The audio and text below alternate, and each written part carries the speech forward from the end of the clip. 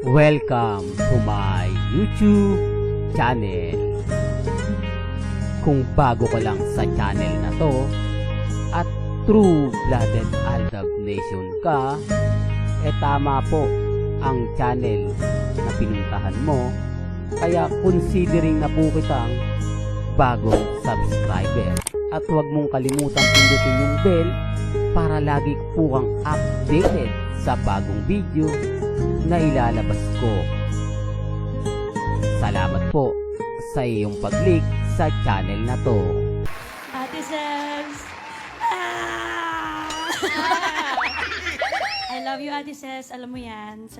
Kung magkaayakan pa tayo, nakakainis mo magkitigan ng ganyan. Salamat, ate. Mahal kita at I appreciate you. Lahat ng mga payo mo. Iiyak na yan. Salamat, mahal kita, ate. Nandito lang ako for you at lagi mong tatandahan lahat ng mga yan. Deserve mo yan. Love you, Ate Ses. Happy birthday. Welcome back, mga kaaldab. Ito na naman po ang inyong lingkod, si Mr. Destiny. At magbibigay na naman tayo ng pinakamagandang update po ngayon sa social media. Siyempre marami pong reaksyon at komento po na ibinato na naman po kay Mr. Destiny dahil nasa Itbulaga nga po raw si Congressman Arjo. Wala naman pong problema yon. Normal lang yon. Kita nyo naman po yung mga nangyayari at nagaganap sa loob ng Itbulaga. Mapapansin mo na parang magkaibigan lang naman po talaga sila Mengay at si Congressman Arjo. Pero syempre hindi naman natin pwedeng i-push yan po ba? Hindi naman natin po pwedeng ipilit yan. Kung makikita nyo po sa video, itong cake na to, isa po sa pag-uusapan natin. Dahil mabibilang mo lang no? Although sabihin natin parang ibinabalik nga po itong mga panahon ng 2016. Hindi, real talk to mga kalda ba? Para lang klaro, para lang po malinaw sa mga baguhan pa lang po, sa mga dumadaan at bumibisita po sa channel natin. Konti lang po yung cake na nakikita po ninyo. Hindi nyo po pwedeng ipagmalaki yan sa fandom ng Aldab. Kung matagal ka ng main fanatics, alam mo yung pinupunto ko. Kung matagal ka ng legit Dabber Cards since 2015, hindi ka na magre-react sa mga sasabihin ko. Hindi ka na magko-komento sa mga ipapaliwanag ko kasi marami akong nabasa sa live na sobrang dami, hindi daw katulad dito sa APT, di po ba? Sa APT Studio, sa GMA Network na kukonti lang daw po yung nakuhang cake. Ito kasi yung panahon na yung nakita po nila ay pinaghiwalay na po ni Attorney Annette Gozon, sina Alden Richards at si May.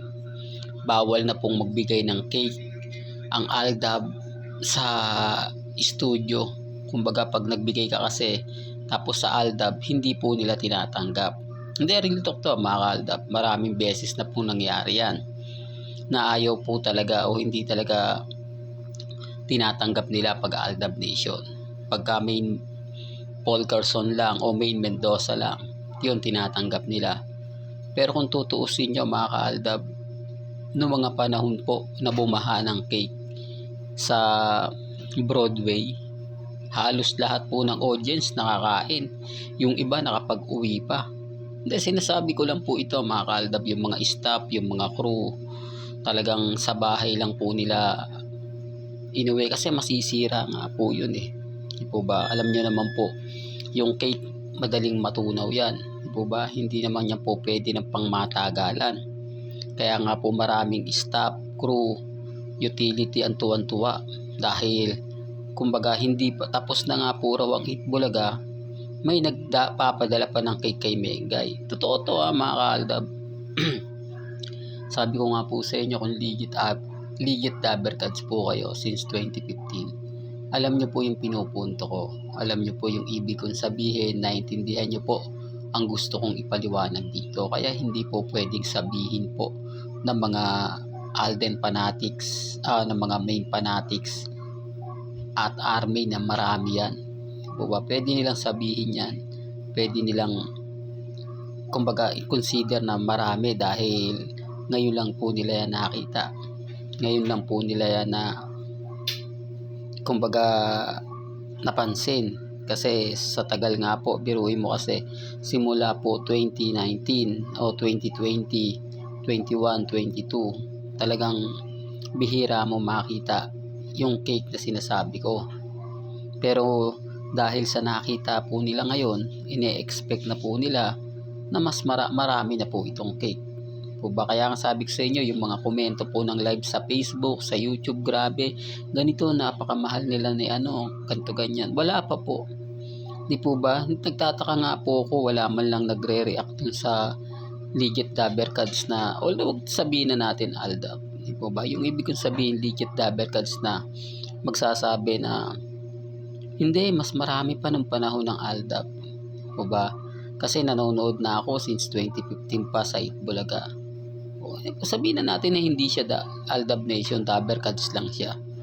O fans lang siya ni Mengay. Kaya lang syempre, may magre-react po ba sa atin ng ganyan? May magsasabi po ba sa atin ng ganyan? Di po ba? Wala. Kaya nga sabi ko sa inyo, imposible po na matalo ang fandom ng Aldab Nation. Matalo pagdating po sa cake. Nasa history na po yan. At syempre, pag ganitong birthday ni Mengay, talagang hindi niya po pwedeng makalimutan. O sabihin na natin na magbago man po ang panahon, lumipas man po yung mga panahon na kumbaga kakaiba, pagdating po sa Aldab, hindi na po. Di po ba? Sinasabi ko lang po ito mga Aldab para lang malinaw, para lang klaro sa mga bulag, sa mga bingi, sa mga nagsasabing hindi yan totoo, Mr. Destiny, fake news ka. Wala naman pong problema. Hindi ko naman po ipipilit yung gusto ko sa gusto nila.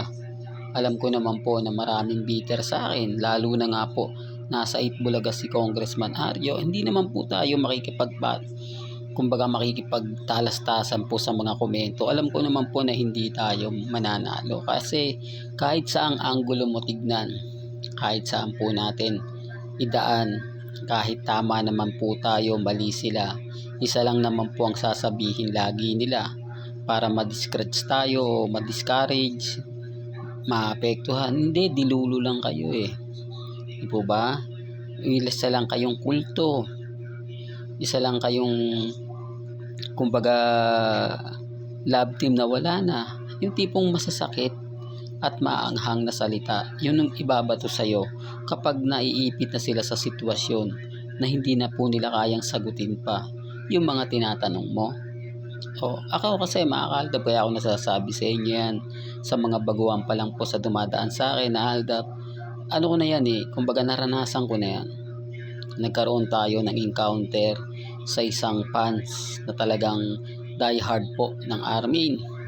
Kaya nga po kita nyo yung mga post ko, yung mga ina-update natin, nagre-react sila, sinasabi niya, wag nyong itong channel na to, si Mr. Destiny, wag nyong paniniwalaan. Kasi nga po, lahat po ng sinabi nila, nasagot ko naman po. Kaya lang nung ako nagtanong, naapektuhan sila. Parang nainis sila, parang nainsulto sila sa mga sinasabi ko. Po ba kaya bilang ganti, at alam naman po nila na hindi sila mananalo, ang sabi po sa akin, wala naman patutunguhan tong usapan na to kasi dinulo kayo. Po ba? Samantalang yung topic doon, para lang po kina Main at kay Alden. Alam niya naman na yung mga sinasabi ko, totoong naganap, totoong nangyari.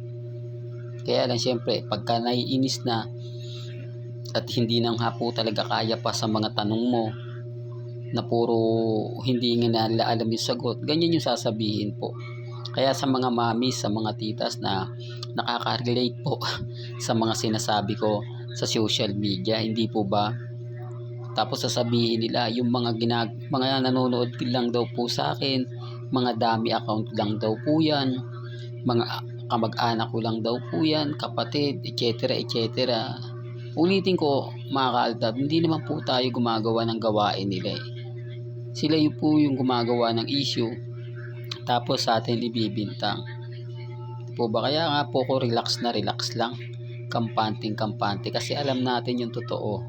Alam natin yung buong istorya na sina Alden Richards at si Maine Polkerson ang real life couple. Medyo masakit nga po ito sa pandinig, lalo na po sa tenga kapag ka naririnig to ng mga army at mga Maine fanatics. Pero yan naman po yung totoo eh. Hindi po ba? Sa mga bitter, bahala po kayo. Well, hanggang dito na lang po ang ating latest updates. Kaya kung gusto nyo pa po ng pinaka-latest at sariwang update, abay tumutok lang po kayo dito po sa channel ni Mr. Destiny para updated po kayo sa mga bago at sa mga latest na i-upload po natin maya-maya lang. Kaya kung bago ka lang sa channel na to at isa kang true-blooded Aldab Nation na nagmamahal, Ilamengay at Isoy, tama po ang channel na pinuntahan mo. Kaya consider na po kitang bagong subscriber. At huwag mo kalimutang i-share ang mga video po natin sa mga mami, sa mga titas, at sa mga senyor. Hanggang sa muli, salamat po sa panonood at pakikinig.